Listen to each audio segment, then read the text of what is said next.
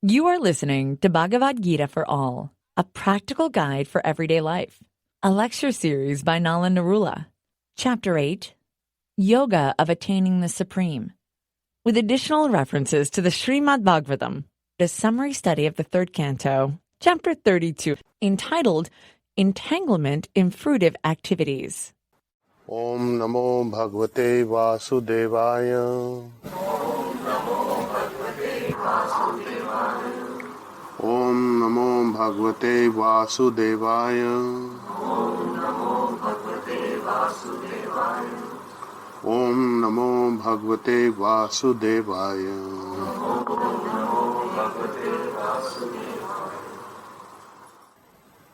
Last time we had completed chapter 8 of the Bhagavad Gita, and there was a very powerful statement at the end, the last shlok, text 28. And Lord Krishna is summing up the conclusion of how to attain to the divine. And he says, Vedeshu yagyeshu tapassu chaiva daneshu yat punya phalam pradishtham atyeti tat sarvam idam viditva yogi param sthanam upeti cha adyam. This is a very important step in understanding. What is the conclusion? The conclusion is that a person who takes to the path of devotional service, he gets the same results as a person who is doing studies of the Vedas under the direction of the spiritual master, or performing austerities and sacrifices, giving in charity, or pursuing philosophical and fruitive activities. And at the end, he reaches the supreme abode of the divine, which is Param Sthanam Upeti. Upeti means peacefulness. So this is a reference to the Vaikuntha planets, where there is no kuntha, there is no lamentation, there is no distress. So there is peacefulness. All other activities are going on, but there is peacefulness also, which is missing in this space. So what I would like to do is to explore this a little further. And if you look at the Srimad Bhagavatam, which is the cream of the Vedas, the conclusion, the highest knowledge possible, the Bhagavad Puran. So in the third canto, in the 32nd chapter and text 41, Lord Kapil is addressing his mother Devahuti. We will get to the story of Lord Kapil in a bit. And he says, Shraddhanyaya bhaktaya vinitaya anasuyave bhuteshu kritta maitraya sushrusha abhiratya cha. So the key word is, well, let me give you the translation, that one should instruct only the faithful, devoted person who is respectful to the spiritual master and without envy, friendly to all kinds of living entities, and eager to render service faithfully and with sincerity. So if we go back to the beginning of 332, the first text, Lord Kapil is actually instructing his mother. The story of Lord Kapil is that Devahuti is the daughter of Manu. She married Kardama Muni. And Kardama Muni was a very elevated soul, but he had some duty left towards Devahuti, and she was very interested in experiencing sex life. So Kardama Muni expanded himself into nine persons, so that he could fully satisfy that desire of Devahuti. And at the end of a certain amount of time, and they got 9 daughters were born out of those unions. And at the end of those 9 daughter being born, Kardama Muni wanted to leave the household ashram and retire into a meditative situation. So Devahuti was agreeable, and but she also asked him for a boon. Give me the strength to tolerate your absence. I understand that you need to do this for your spiritual development, but give me the strength to tolerate your absence. So he told her that the Supreme Personality of Godhead will appear in your womb and he will instruct you. So that is my gift to you. My boon to you is this. And so Kapil Muni was born. And Kapil Muni, upon being born, he left the home, and before he was going, his mother asked him for guidance and instruction. So he is now instructing Devahuti. And it's highly relevant and instructive to what text 28 of chapter 8 says. And in fact, chapter 6, 7 and 8, we can look at the 332 of the Bhagavatam as a advanced, deeper knowledge. So I think it would be good for us to discuss this, because this is a question that comes up with household people and householders. How do we live our lives with the divine aspect, and how do we manage things? So this chapter is entitled Entanglement in Fruitive Karmic Activities. And Lord Kapil starts by addressing Devahuti and saying that a person who is living in household life, he's getting material benefits by performing religious rituals, which has been a discussion we've been having for quite some time. And thereby he fulfills his desire for economic and social and sense development and gratification. And he constantly keeps acting in that way. In other words, there's no release, because the person is very involved that I must do this to get a materialistic gain and benefit. So it is like an addiction. So he cannot leave this. So therefore he keeps taking birth again and again, simply because he is performing these result-oriented activities which create future consequences for which he has to return to the material world.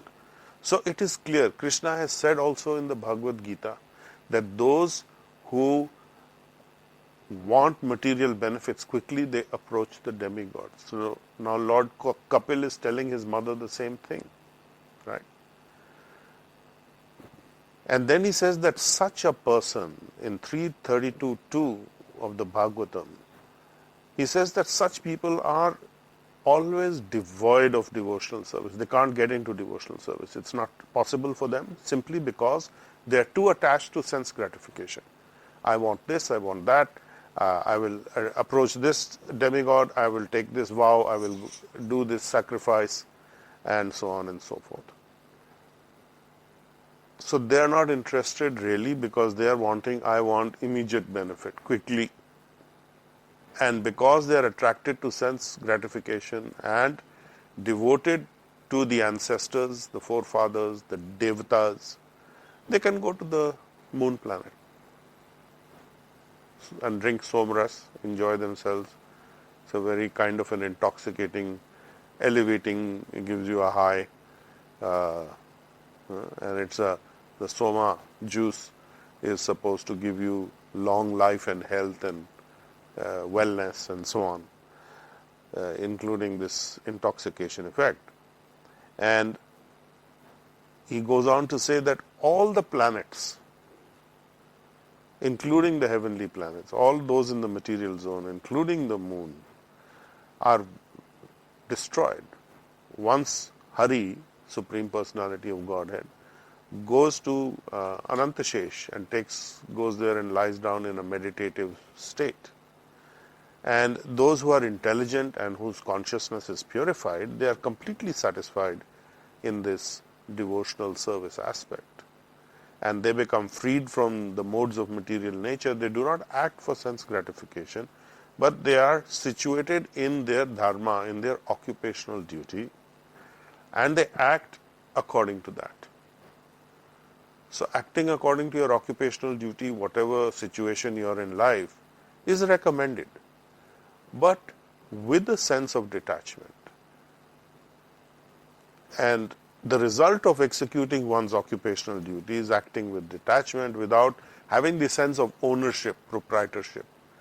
And if you go to the fourth principle of, the third principle of Reiki, which is just for today I shall not anger, we had discussed that the anger is coming out of a sense of proprietorship, which is unfulfilled by results or by actions. So when a person thinks that, I have got to achieve this and my desire, my orders, my wishes must be fulfilled, aham, the ahankar aspect comes, I am in that position of proprietor, then that false ego situation interferes with this. When you fulfill your dharma, your occupational duties with detachment and without this sense, how do we do that as healers? We leave the results to the divine. It's not our responsibility. Our only responsibility is to do whatever we can to achieve our goals, which is the fourth principle of Reiki. Just for today, I shall do my work honestly. So, honest endeavor, honest work, and the results are not in my hand, ever. The results are coming elsewhere. Somebody else decides. And when they do this, they can easily enter into the spiritual kingdom, the Vaikuntha Lok, where there is upaiti, peacefulness.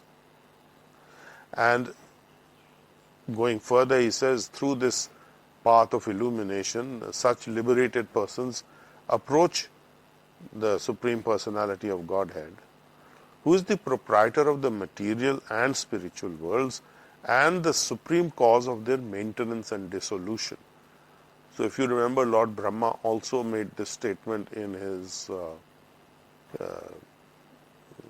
Brahma Samhita, chapter 5, starting shlok was. Do you remember what the starting shlok was? Ishvara Parama Krishna Satchitananda Vigraha Anadiradir Govinda Sarva Karan Karanam.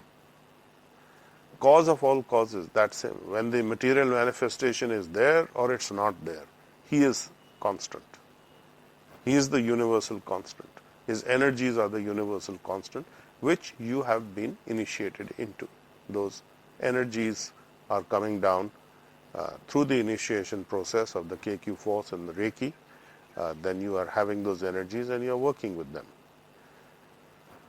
So you can easily approach the supreme destination. So in text 8 of 332,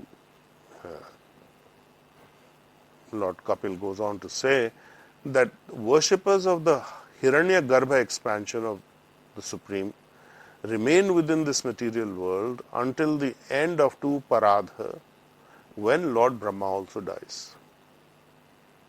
So this Paradha is a measure of time. We had discussed how many 360,000 ages go through and how long Lord Brahma's life is.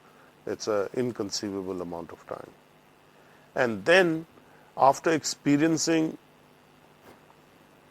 the time of the 3 modes of material nature, known as 2 Paradhas, Lord Brahma closes the material universe, which is covered by layers of earth, water, air, fire, ether, mind, intelligence, ego, and so on, the 8 elements, and then he goes back to God, goes back to the Godhead, to the spiritual planets. And the yogis who become detached from the material world by practicing all kinds of breath control, breathing exercises, mind control, they reach the planet of Brahma. So those type of yogis, the Hatha yogis and so on, they can reach the planet of Brahma, which is a vast distance away. And after giving up their bodies, they enter into the body of Lord Brahma.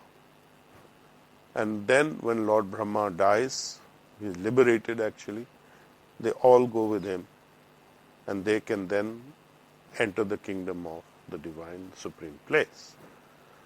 So then he goes on to tell, my dear mother, by devotional service take direct shelter of the Supreme Personality of Godhead, who is situated in everyone's heart. So he is in the heart. So the Vishnu expansion, the Radha Krishna expansion is available in the heart chakra. So that is the focus. And he says further that somebody may worship with special self-interest. The Supreme Personality is approaching him with special self-interest. So what are those? Lord Krishna has earlier said that 4 types of people come to me. Artharthi, Jnani, Jigyasu. Those who are in physical pain, mental, emotional pain, financial pain. Those who are seekers, curious, and those who are the wise and intelligent people. These type of people come. Some motivation is there. But even the demigods, like Lord Brahma, and the great sages like Sanat Kumar, and the great munis such as Marichi, have to come back to the material world again at the time of creation. So Arjuna had asked this question to Lord Krishna earlier, that what happens to a person whose work is not complete, and he is on the devotional path, and then does he get destroyed like wind destroys a cloud? Is his service for nothing? He said, no. He comes back and he starts in a higher position. I either place him in the family of rich merchants, people who are rich and wealthy, so that he doesn't have to strive so hard for his material gain and livelihood and so on. He has an opportunity to progress. Or I put him in a family of advanced healers, yogis, Brahmins, who are knowledgeable in this path. So when the interaction of the 3 modes of material nature begins, Brahma, who is the creator of the entire cosmic manifestation and fully knowledgeable, and the great sages who guide mankind by their teachings, their spiritual path, the yogic path, they come back again under the influence of the time factor. So in the Mahat Tattva, the place where the elements rest when there is no creation happening, where all the elements are sitting, it is also the time factor that sits there. So there is relative time in the material world, and then there is absolute time in the spiritual world, which means there is no past, present and future, but it is event-based time. In the material world, time is based or calculated according to deterioration of material molecules. Whereas in the spiritual world, time is according to events, and there is no past, present and future as such. But because of Yoga Maya's influence, people are thinking there is past, present and future. Yesterday we lived like this, and today we are living like this, and what will happen next? Right? So such people, when they come back here, who have not fulfilled, who are worshipping the Supreme even with self-interest, which you can say is the position of healers, quite frankly. They are worshipping the Supreme, or they are approaching Him through His energies with a self-interest. But what is that self-interest? I want to be binding consequence karma free. So that's fine. That's a greater purpose. All the lesser purposes are covered under that. And because of their akarmic activities, which are non-fruitive, non-result oriented in terms of binding consequence karma, spiritual activities, those spiritual activities, they come back as a human being, and they come back in the human form, the Purusha form, and at the time of creation they come back in the same forms and positions they previously had, so you don't lose anything. So this is again Kapildeva giving a more detailed expansion of what Krishna had told Arjuna, that a devotee is never destroyed. And then he goes on to say persons who are very much addicted, again the word here is used, addicted, into the material world. He wants the material pleasures, so therefore the demigods are there.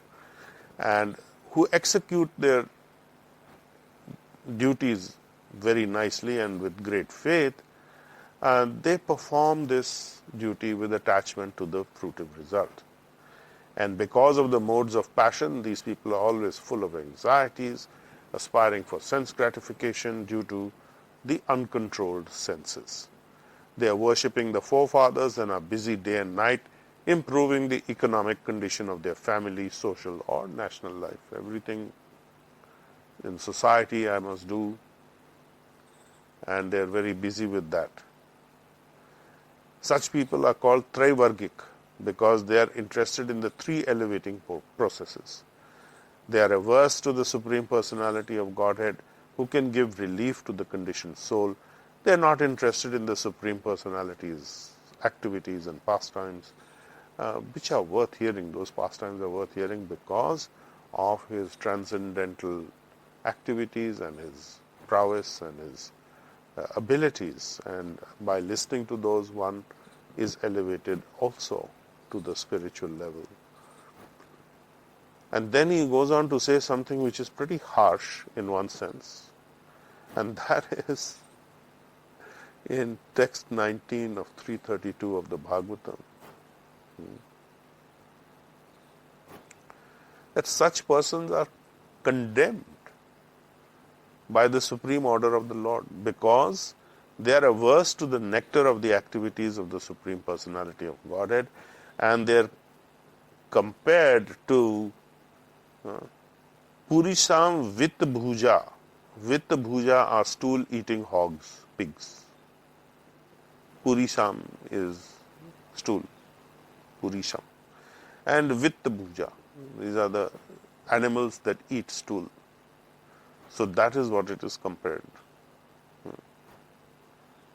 Nunam daivana vihata ye chauchita katha sudham hitva shrinvanti asad gata purisham iva vitta bhuja. Certainly by the order of the Lord condemned vihata, those people also are. By Achyutya, one who never falls, the infallible Lord, God, Supreme, Krishna, or any of his expansions, his Swayam avatars, Swayantra avatars, Katha Shudham, the nectarian stories, Hitva, they have given up.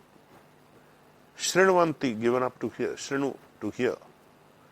Asat Gata, they rather spend time listening to stories about the material people.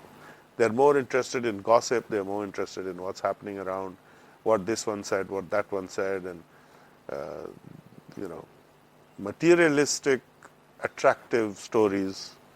And these people are Purisham Eva Vitta Bhuja. Even means like Purisham, stool, Vitta Bhuja, stool eating animals, pigs, hogs. Okay. And then some people eat the hogs also. So, okay. So this is considered to be a very disruptive and abominable activity, and that such materialistic persons go to Pitralok, who now people are worshipping during the Shraddhas, right? And they are allowed to enter the planet called Pitralok, that by the southern course of the sun. But they come back again and take birth in their own families, beginning again the same repetitive, fruitive activity from birth to the end of life. Now this is a prison sentence, actually. And when the results of their pious activities are finished, they once again fall down by this arrangement, and this is a higher arrangement. There's nothing to, they can do whatever they like, they'll still come back, because they can go to the demigods and hope to go to higher planets permanently, but they don't last out. So a higher arrangement than them is this arrangement of the Supreme Divine, and again they are coming back. And then suddenly they are raised to a high position and crash again. So it is constant recycling. So then he tells his mother, my dear mother, I therefore advise you to take the shelter of the Supreme Personality of Godhead, for His lotus feet are worth worshipping. And you accept this with devotion and love so that you can be situated in transcendental devotional service to the Divine. Seva. And in this, it is possible to advance in this seva. Once you engage in seva to Krishna, it makes it possible to advance in knowledge and detachment as well as self-realization. So if as a healer you're still engaged in running after material benefits through demigods, you'll end up in this kind of position. Very clearly he has said that people who engage in this devotional service and yet they are going to these demigods, they are going through this whole cycle again. So only thing you lose is time and opportunity. And it delays your elevation to the higher planets. So once you engage in devotional service to Krishna, then it makes it possible for you to advance in this knowledge and as well as get self-realization, know more and more about your true self and connect with that. And such a elevated or high level of devotee's mind becomes very balanced, equipoised in sensory activities, because he is transcendental to that which is both agreeable and not agreeable. He is detached, in other words. He is looking at both things equally, that these must pass, these are material aspects of life and living. They're both to be viewed equally, whether the good, the bad, any kind of thing. They are all something you have to go through, get through, and not get entangled in. So he stays above that while going through it also. So this is detachment. Because of this intelligence, which is realized intelligence. So Krishna has told us earlier there are two types of knowledge that you must have. One is acquired knowledge and the other is realized knowledge. So when the person is full of this transcendental knowledge, he is not contaminated by these material considerations and he does not see anything as superior or inferior. And he feels that he has been elevated to the transcendental platform of being equal in qualities with the Supreme Person, which is the nature of the soul. But the Supreme Personality of Godhead alone is complete transcendental knowledge. And he appears differently according to the process of understanding that you may have. He can appear as the Brahma Jyoti, the impersonal Brahma. He can appear as the universal life force, as Reiki. He can appear as the KQ force. And he can appear as Paramatma. So Reiki rests in your heart, that is the place of the Paramatma. So that is the personality of Reiki is in your heart, which is the Paramatma. So you can remember that is the personal Purusha avatar of the Supreme. Krishna's avatar as Paramatma is the place from where the Reiki is coming to you, and that is what you should connect with as healers. The greatest common understanding for all yogis is that complete detachment from matter that can be achieved by different kinds of yoga. So now he is saying that what is the common factor amongst all these people who are working on this path, even by different methods? It is a sense of detachment. It is an actual practical detachment from this material consideration.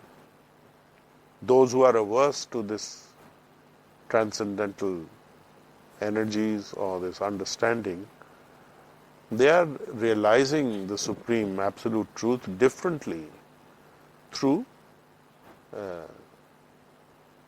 speculative sense perception, through Sankhya Yoga, analytical study. And because of mistaken speculation also sometimes, everything appears to be relative, Sankhya, analysis. So actually from analysis you won't reach. You have to come to the point where the mind is at a standstill. The Bhagavatam, the first slok of Bhagavatam is about how now you are studying Vedanta. You come to the end of knowledge. So that has two meanings. Vedanta means where knowledge ends and realization starts. And Vedanta also means the highest conclusion of knowledge. So the highest conclusion of knowledge is by realization. Okay? And by listening openly, submissively, in mode of acceptance, without envy. That is the critical thing, without being envious. In 32:29 of the third canto of Bhagavatam, Lord Kapildeva goes further to tell Devahuti, his mother, that from the total energy, the Mahat-tattva, I have manifested the false ego, the three modes of material nature, that is mode of goodness, mode of passion, mode of ignorance, and the five material elements, space, air, fire, water, earth, the individual consciousness, the false ego, the mind, the 11 senses and the material body. Similarly, the entire universe has come from the Supreme Personality of Godhead. And this perfect knowledge can be achieved or gained by a person who is already engaged in devotional service with faith, steadiness and detachment, who is completely detached and who is absorbed in the thoughts of the Supreme. He is aloof from material association. My dear respected mother, I have already described the path of understanding the absolute truth by which one can come to understand the real truth about matter and spirit and the relationship between the matter and spirit. Philosophical research ends in understanding the Supreme Personality of Godhead. So that is the Vedanta, the end of Vedas, the conclusion. And after achieving this understanding, when one becomes free from the material modes of nature, he attains the stage of devotional service. So it's a process. Let us be very clear. You're on a certain path towards this destination. It's going to take time. There is a process. So either by devotional service directly or by philosophical and analytical research, one has to find the same destination. Krishna says in Bhagavad Gita, the goal of speculation, scientific research, knowledge, and the Vedas is the same, is to find me. Vedescha aham sar. I am to be found by Vedas and I am to be found by the knowledge. The goal of both these two ways of working are the same, that is me. So because of many different qualities, if we are focusing on a particular aspect of the divine, we may see him differently or understand him differently because of our different approaches, our different senses. But the Supreme is one, and according to different scriptural injunctions, he appears to be different, but actually he is one. This is the point about his avatars, that they are actually an expansion of Krishna himself doing various things. So he has multiplied himself. If you consider Kardama Muni with his mystic power can become 9 out of 1, the divine is unlimited. He can become unlimited, and he is the source for every living entity also. So there are two aspects to the divine. There is the Swayam Ansh, his own expansions, which are Vishnu and all the divine expansions, who are not separated from him. And then there is the Vibhin Ansha. Vibhin Ansha is the separated parts of the divine, which are the living entities. They are not him fully. They are separated, they are little pieces of the divine, you can say. Small particles, very tiny atomic particles of the divine, separated from him. They have their individual capabilities. By merging into the Brahma Jyoti, you do not become divine. It is just a demoniac thought. It's not the same thing.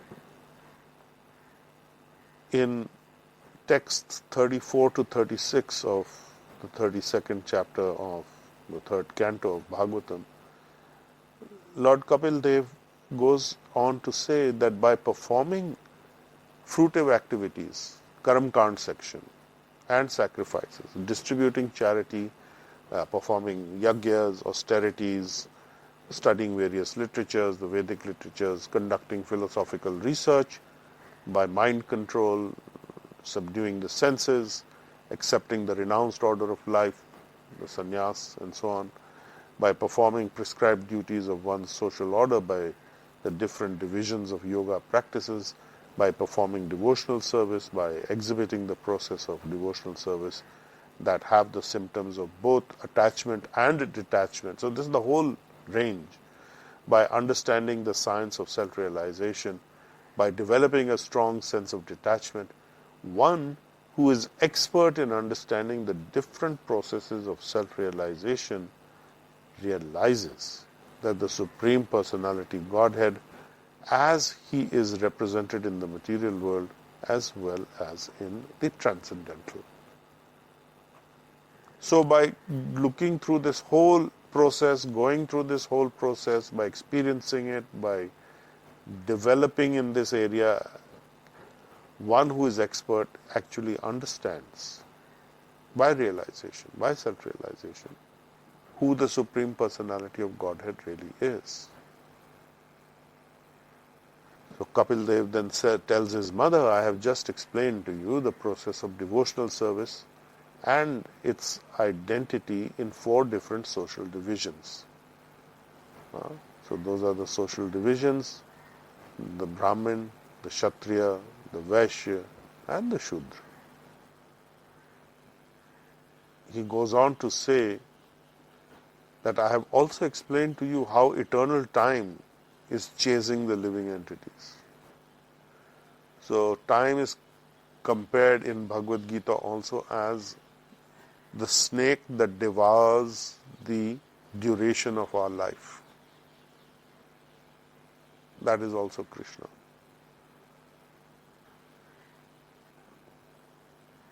He also then says that this doesn't seem to them, to the living entities, that this is actually happening. But the example is that if you look at yourself in the mirror, you're going through your daily life, you do not think that time is passing. You can see some changes are taking place in your body, but you do not think that there is any passing time as such. And people can tell you, you're looking now different, but it is not at the top of your mind that time is passing, that the duration of my life is reducing. That doesn't come up to anybody. Till you're very old also, you're thinking you're living forever. I'll continue. Nothing will happen to me. Huh? But we all know something will happen, right? Body will come to an end. So, there are varieties of material existence for the living entity according to the work they perform, in ignorance or forgetfulness of their true identity. And so, my dear mother, if anyone enters that forgetfulness, he does not understand where his movement will end. Kahan pe khatam hoega? Where will this end? Where will it take him? It is a constant recycling. The shlok is na veda, the end of the shlok is na veda gatim atmana. He does not understand what is the end of his movement. Where is he going to rest, in other words? In the material world, there is no rest. There is no place of permanent safety and security. If you are living in a certain part of the world or the country here, you are thinking, this place is safe or secure, my home is safe or secure or not, let me move to this place which is a more secure place. But there is no security anywhere. You are constantly going to have to move around. Because you are in the ignorance or forgetfulness of your true identity, you don't really understand what is your resting place. In 32-39, Lord Kapil says, this instruction is not for the envious. Those who are envious, this instruction is definitely not for them. It is not meant for those who are agnostics or persons who are unclean in their behavior, nor is it for hypocrites, nor for persons who are very proud of their material possessions. The 39th text. Na etat khalaya upadishat, na avinitaya karhachit, na stabdhaya, na bhinnaya, na eva dharma dhvajaya cha. This is not for the khalaya, for the envious. The upadeshit, this teaching, not for the avinitaya, the agnostic, who have no faith or belief in the Supreme. It is not to be given to the proud, the stabdhaya, not to the bhinnaya, to those who do not know how to behave, uneducated, misbehaving people. Nor is it for the dharma dhvajaya, the hypocrites who pretend to be following the principles of dharma, but actually they do not. So none of this is meant for them. So this cannot be instructed and should not be instructed to such people.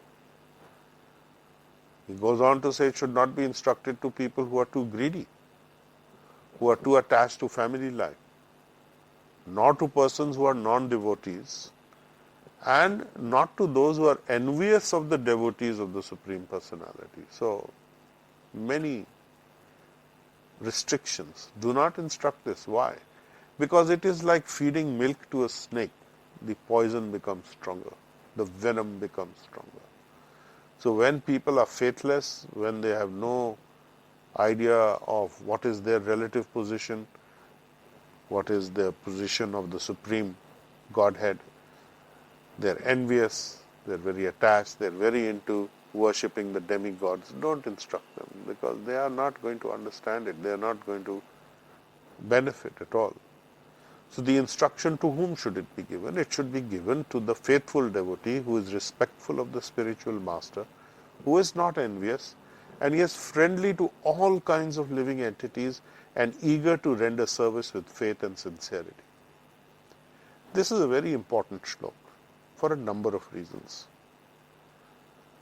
All the shloks are important, but this is specifically a little more important in reference to what it is talking about. This is Srimad Bhagavatam, Canto 3, 32nd chapter, the 41st shlok.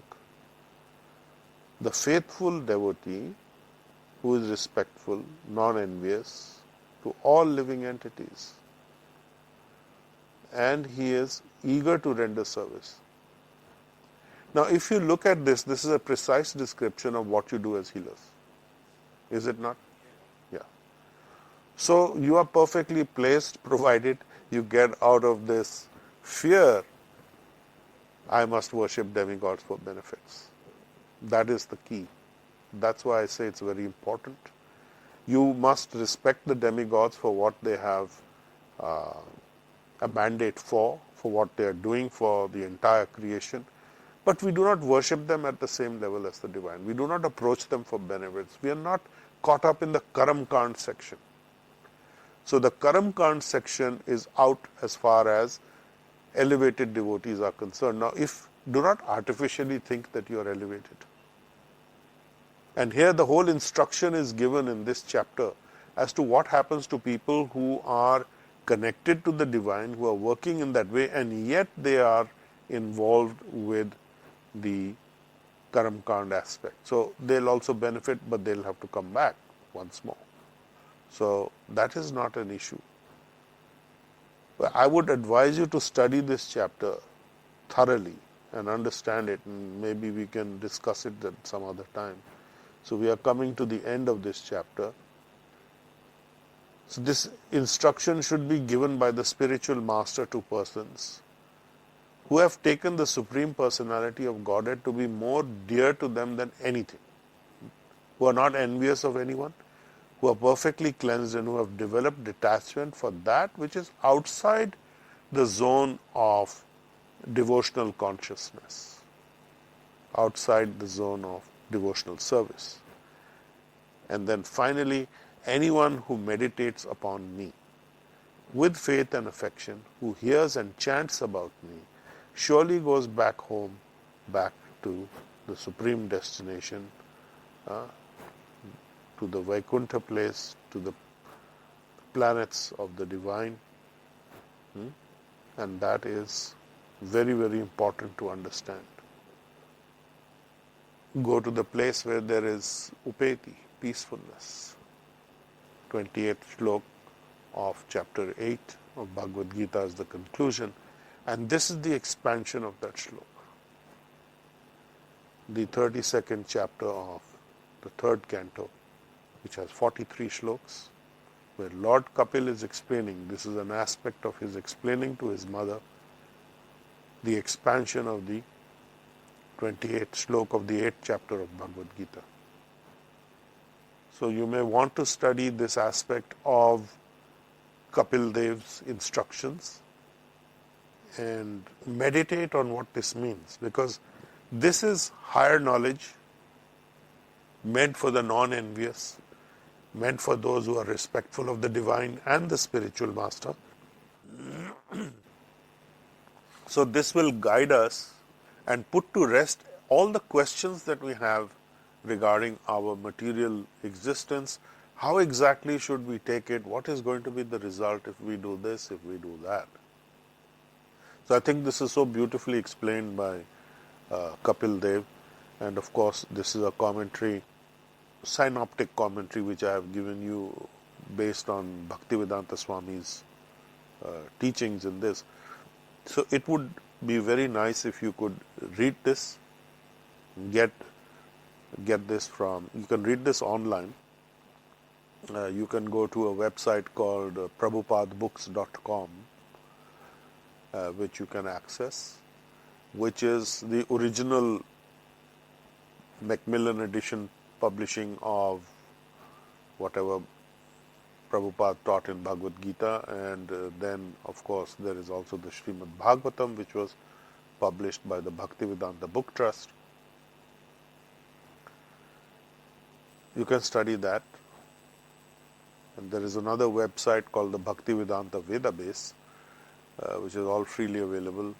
That has some changes to the original commentary or the understanding of what Prabhupada has said. So you may want to study the original books as they are, and we will go on and explain them further. So the time may be there when we will start talking about what the Bhagavatam really is. Many years back we had started teaching on popular demand that, teach us about the Bhagavatam, and I found that after a few sessions people couldn't really understand it, so I stopped that. So I think the time is perhaps right for you to study the Bhagavatam now, because this is a very advanced study.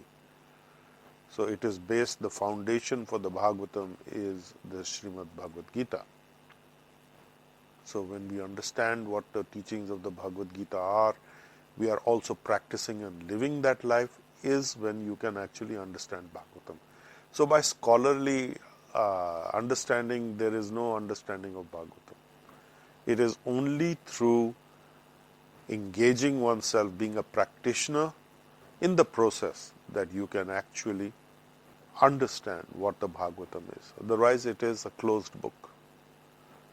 You may as well be a parrot or a recording machine just mouthing the words, and you have no understanding. So we will conclude here today. This is the expansion of the 28th text of the Bhagavad Gita, chapter 8, concluding that chapter of Attaining the Supreme, and we have been hearing what Lord Kapil has to say to his mother Devahuti on this subject. Very, very detailed and powerful expansion of the knowledge. If anybody has any questions, we will take a few questions, not too many because we don't have that much time. We have a few minutes. So if anybody wants to ask something, please go ahead. I want to tell you how badly I want this. Yeah? Okay. Thank you so much, Master. There's such a beautiful day we had today. And it's so surprising because I came with all these doubts and you know, I thought you'd conclude on the chapter 8 and I'll ask you all that I've been trying to practice over the months now.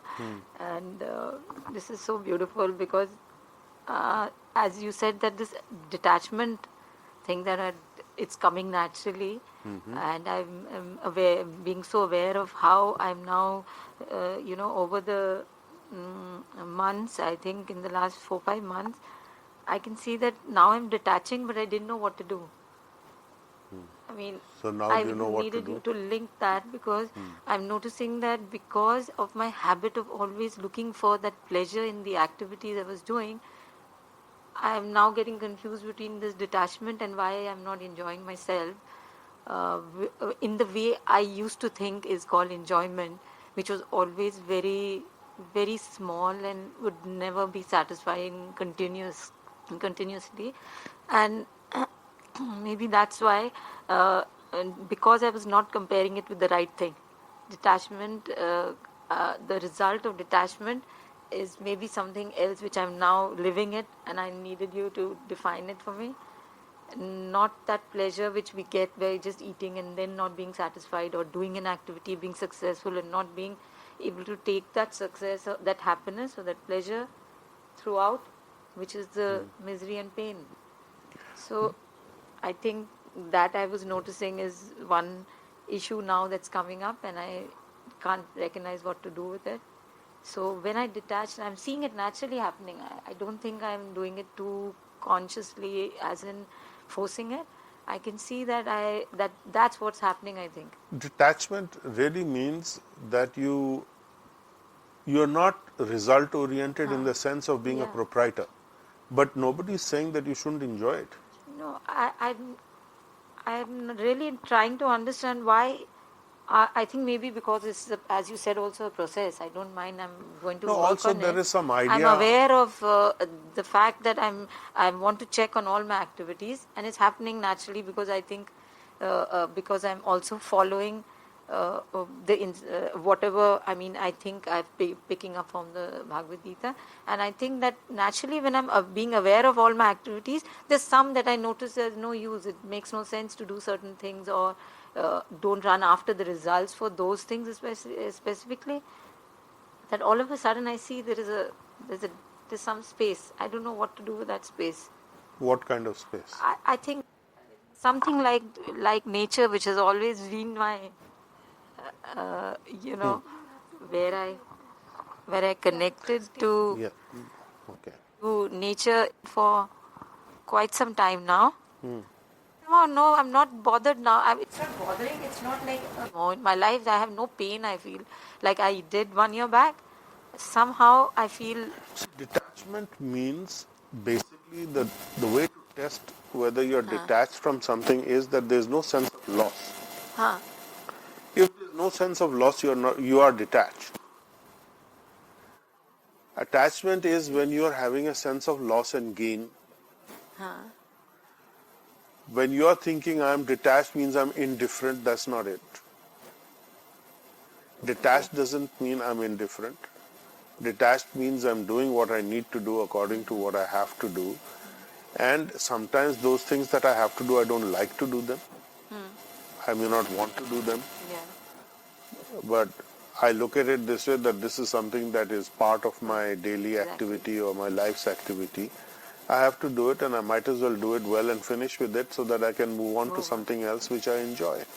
So you will gradually go through this process. You will have times when you're feeling unhappy about doing things.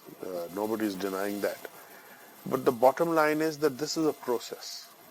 Yeah. And you work with this, and detachment or being above doesn't mean that I am neglecting something. I think it's a depression of something that I've always been depressed over years No, because that I is couldn't because of find you. So now it's happening. I just see that maybe it's the process of just getting healed and it's just coming up. But I can see there is a huge depression. And I'm surprised because on one side I have found something over, I don't know, 49 years Yeah, I'm looking for it. it is very 1 easy year. to understand that. That is coming, when you give up an addiction, what Exactly, happens? exactly what I wanted to say. Yeah. I don't know what to do with that gap now. Yeah, so with that gap, do other things that make you feel good. Yeah, that's what I said. It's so much of a repetition of what I did uselessly that suddenly now it's not there. And so there's So that then you gap. have extra, so that's how time expands. We went for this holiday and I was noticing that I'm so fond of being in nature. It gives me that high which I feel is a very pure thing. And in between I was just noticing of the beauty and the fun, and in this would come in one gap. And it felt That's like I was okay. not connected with Sabrina something. wanted to ask something related to that, I think. Say something, yes, please go ahead.